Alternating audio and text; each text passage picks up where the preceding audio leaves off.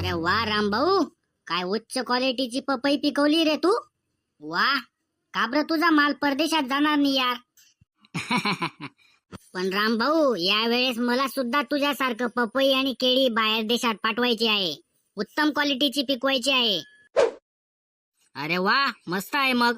अरे रामभाऊ, परदेशात पाठवण्यासाठी माल लवकर तयार व्हायला हवा.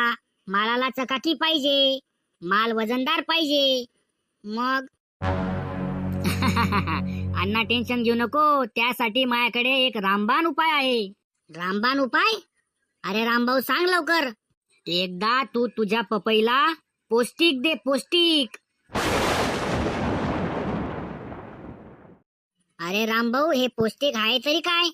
अरे अण्णा, नायडसचे अत्याधुनिक तंत्रज्ञानावर आधारित पौष्टिक फळांच्या वजन वाढीसाठी, लवकर माल तयार करण्यासाठी, निर्यातक्षम उत्पादनासाठी, फळाला रंग व चकाकी देण्यासाठी, उत्पादन वाढीसाठी.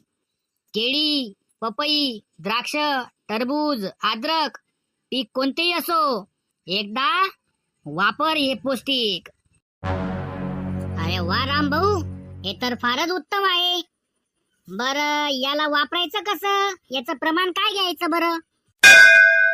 हे बघ, पीक कोणतेही असो, फवारणी करताना कीटकनाशक सोबत प्रतिपंप 40 ml हे पौष्टिक टाकायचं, द्यायचं रपरपा फवारून.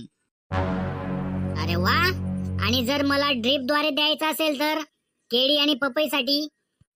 हे बघ, ड्रीपद्वारे द्यायचं असेल, लक्षात ठेव, केळी पिकासाठी 1000 खोडला 1 लिटर पौष्टिक टाकायचं, आणि पपई पीक असेल तर 1 एकर क्षेत्रासाठी 1 लिटर पौष्टिक ड्रीपद्वारे. बघ मग कमाल.